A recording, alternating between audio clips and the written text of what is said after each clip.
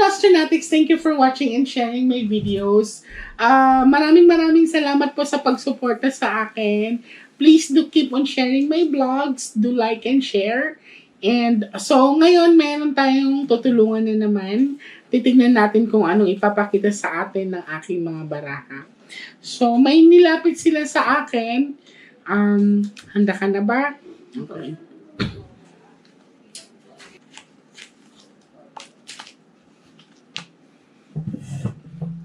So, ikaw ay pamangkin? Hindi Anak mo. po. Ikaw yung...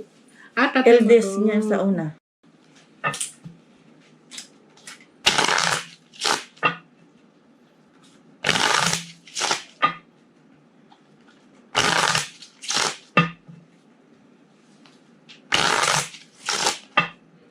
So, wala akong alam sa pangyayari. Titignan natin. As na akong guidance mo, ya.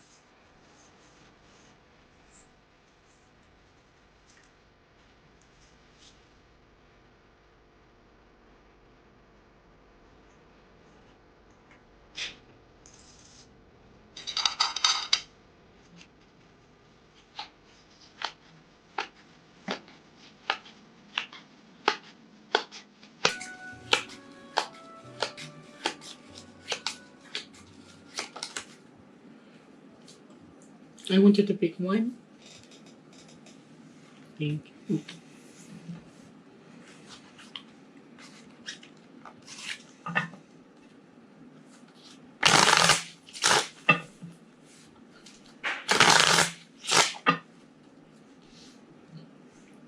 Tatlo.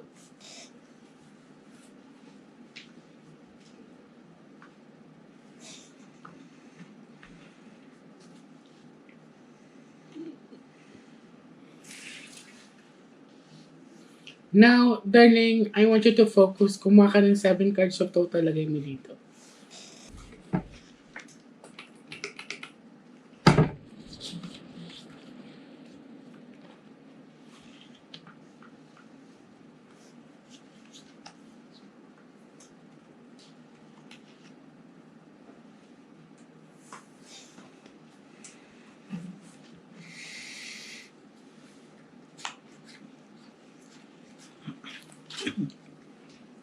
Kung may king dito, papa mo na to, ha? So, ikaw to, darling.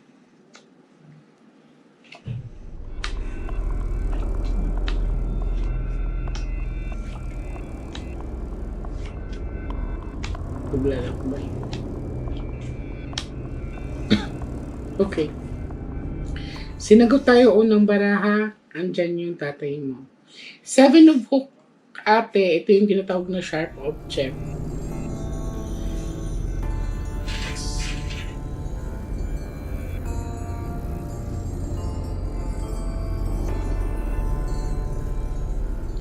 Biglaan yung pagkamatay niya, te. Kaya lang, parang naninigas yung katawan ko at masakit yung tip-tip ko. Binulong niya sa akin, inatake daw siya. Anong findings ng doktor? Wala. Wala, hindi niya dinala sa doktor. So, sa bahay lang to. Sa bahay lang. Titingnan natin.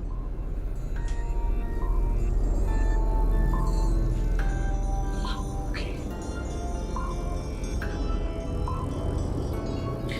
Ang sabi niya sa akin, kaya daw pumunta kayo dito para alamin kung sadya ba yung pagkamatay niya dahil pinakrimate siya. Yes. Yun ang gusto yung malaman.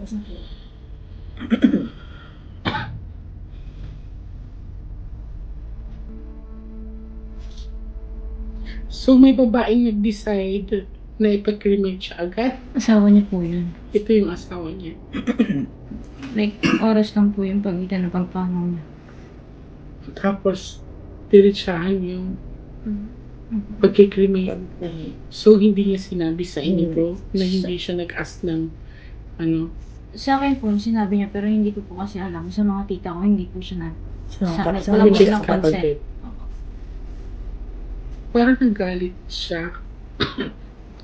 Yung papa mo, kaya inatake. Tingnan natin kung bakit.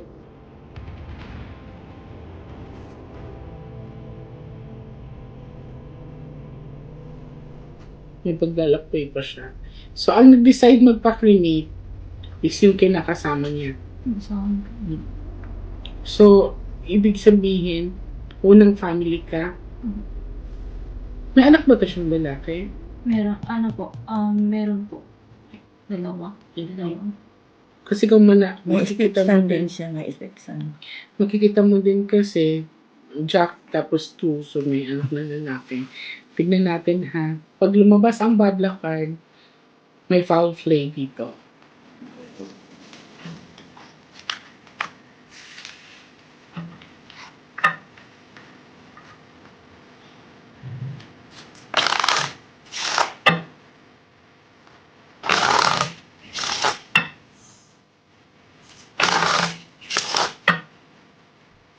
Cut that.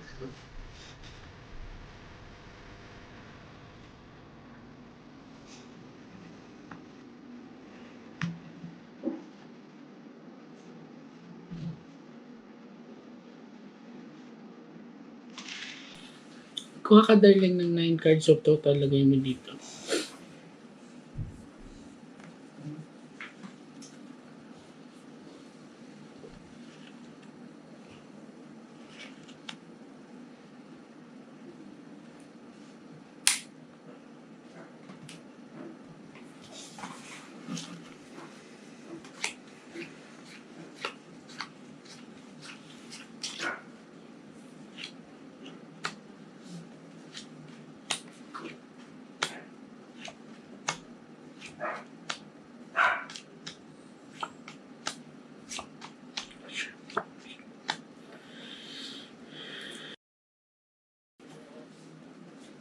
Okay. Actually, may pagtatalo talagang nangyari.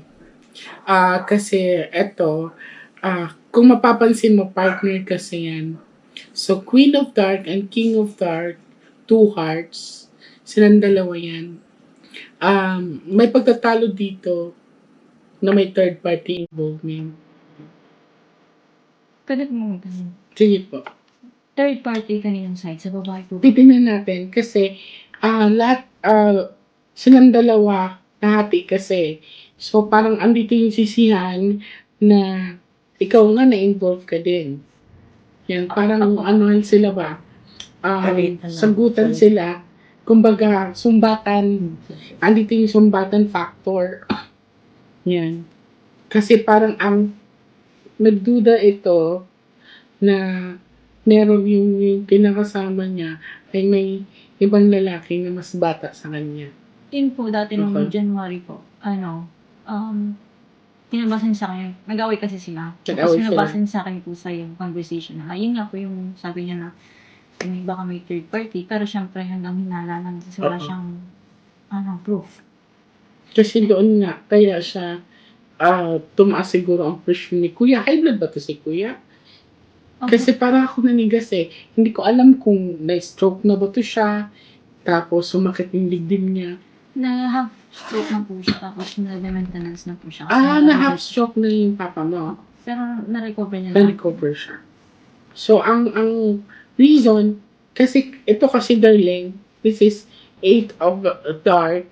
So, ibig sabihin, sharp object. So, Kasi ito, sige hindi po. ko, may sugat yan sa braso niya. May, Tignan natin. kung na-stroke. Ito yung na-stroke siya.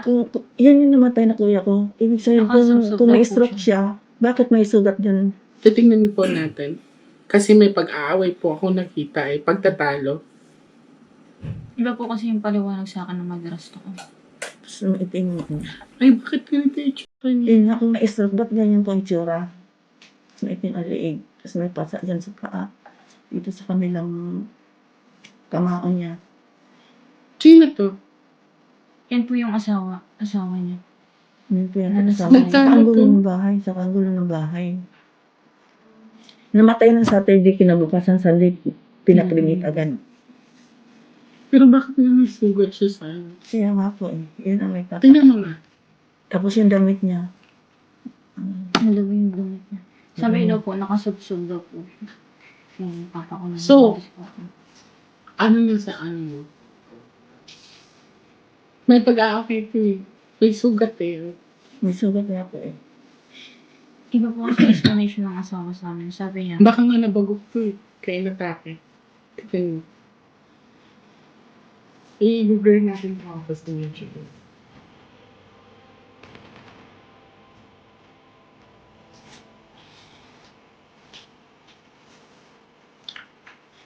Ano to tayo, nasubsob talaga Nasubsob to. daw. Tapos inaharap na lang. Pinahanap na lang ng asawa. Pero nagtataka kami, ba't may dugo sa sugat siya dito sa kanan niya. Ito lang ba yung picture niyo? Yan lang ang binigay, yung iba dinilit na kasi ayaw na magbigay. hindi na po ako binigyan ng ibang mga pinalipusan ako mangingi. Kasi marami silang pictures ng papa ko na ganyan po. So, ito lang talaga.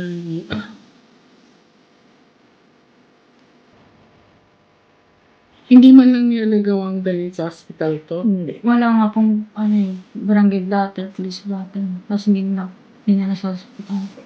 Diba sa ang sabi dito may pagtatalo sila regarding dito sa third party. Matagal na pong issue nila yan na third party. Pero yung papa ko po kasi hanggang nala lang. Wala din. Pero ano daw, April pa lang, hiwalay na yan. Hiwalay daw sila ng bahay. Kumbaga, ito na lang kuya ko nakatira sa bahay. Tapos pinunta ng babae doon. Hindi po. Nag-move out. Ang sabi ng asawa sa akin, nag-move out daw po sila. Nagkaroon sila ng major na pagtatalo. Oo. Nag-move out sila ng mag-iina. Kaya yung papa ko, naiwan sa Naiwan bahay. mag-isa doon. Opo. Ay, sorry. Tapos, after 2 weeks na medyo naging okay na sila, sweet na daw po yung papa ko sa kanya. Then, yun. Nung Sabado ng umaga, alas 6, tumawag daw yung papa ko. Nireklamo yung bakod. And, mga bandang hanggang alas 12, nagtataka siya ba't hindi tumatawag yung papa ko. Ay, usual na daw.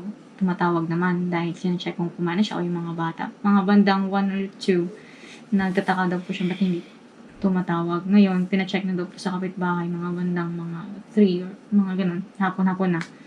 And yun po, na-find out ng kapitbahay na mga Saka nagtataka pa mo kasi isang block lang yung pagitan ng bahay. Hindi pinaalam sa amin, pero yung sa kapatid ko- Magkapit-bahay po kayo? Kumbaga, malayo-layo din ang pero walking distance lang. Tapos yung kapatid namin doon siya nagsabi. Okay. Basta ang clear na pinakita sa akin sa cards, pinaramdam niya sa akin na parang naninigas yung katawan niya. Sumakit yung dibdib niya. Inatake siya. Ngayon, nung binuksan ko ulit yung cards, mas lalong luminaw sa akin. Kasi kaya siya inatake dahil may pagtatalo nga sila. Dahil nga, eto, may issue. Both sides kasi nakagitna ang number 2. Pero dito number 3. So, sisihan yun. Yan. So, andito yung point na nagdududa sila sa isa't isa.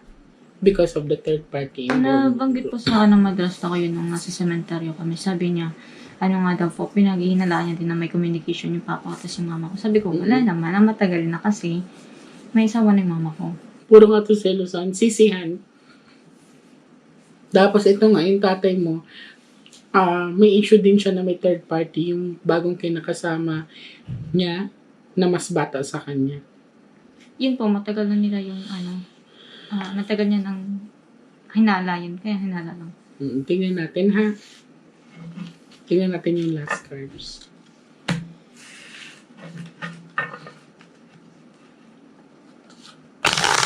Kasi kung lalabas ang bad luck cards, nag-ask siya ng help. Hindi siya tahimik.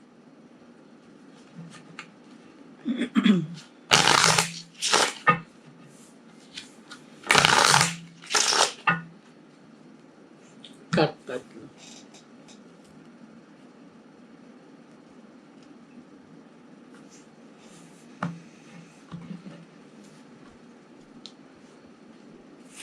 Kuha ka, darling, ng last 12 cards of total. Huwag ka magmadali,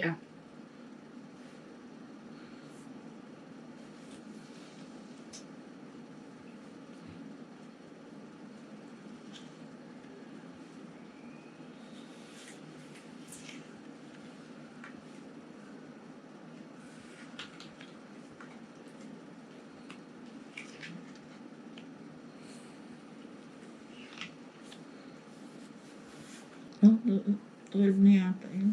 Sige lang.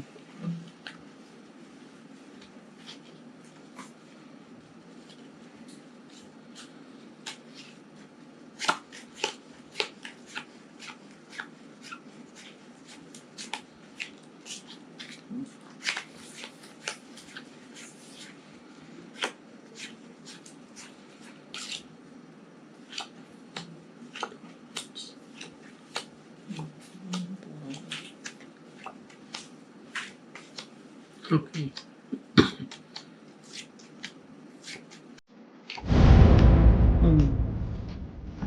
Babas ang badla. So, andito yung tinatawag na Ace of Heart. This is at peace. So, nag-ask siya ng at peace. And then dito ang bad luck card. Ang bad luck card kasi ate ay tumutok dito sa third party involvement. So, ang pinakita sa akin, malinaw may pagtatalo talaga between dito sa babae regarding dito sa young guy. Yan. So, pinaghinalaan din ng babae na okay sila ng magulang mo. Yun po yung sabi mo. Kasi two parts, kasi couple kasi to darling. Kailangan natin ng pagtawid. Kasi ito ay nag-action help. Pero gusto na malaman, ano po ba yun? Pagkamatay niya, may... Inatake to baka kasi tinulak to eh. Baka nagkaganunan sila. Yan. So, kailangan natin ng pagtawid dito. Kung may kasama man kayo na pwede natin buksan yung third eye, tatawid kami. Kasi we shuffle the cards together, lumabas na ito. Bababalikin ko kayo next week. Math test. Ha? Test. Next week. Next week, math test. Magsama kayo na malakas yung loob. Yan. Titingnan natin kung bakit siya nag-ask ng help sa akin. Kailangan sa pamilya din po ba? Kahit hindi ka pamilya po, basta Kahit hindi malakas ka- yung loob. Basta malakas ang loob. Ha? Pwede po magtanong. O, sige. May tampuhan kasi kami ng papa ko. Hindi ko kasi alam na ano. May tampuhan kasi kami. Tapos, hindi ko kasi alam na, yun nga, iniwan siya na mag-ina niya. Wala kasi kami communication. And nung time kasi na tinawag siya, hindi siya sumasagot sa akin. Hindi ko alam kung hindi niya sinagot dahil galit siya or hindi niya narinig. Galit ba siya sa akin? Well, sa ganyang sa sitwasyon mo, magsiset tayo ng another reading for your personal. Kasi ito, nakafocus tayo sa tatay mo. Sige. Pababalikin kita dito with your personal reading.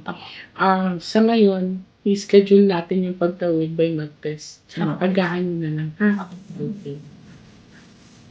Maraming salamat po sa inyong mga Nostratics worldwide. Abangan po ang karugtong nito sa pagtawid namin. Maraming salamat. Hindi ko po. Okay.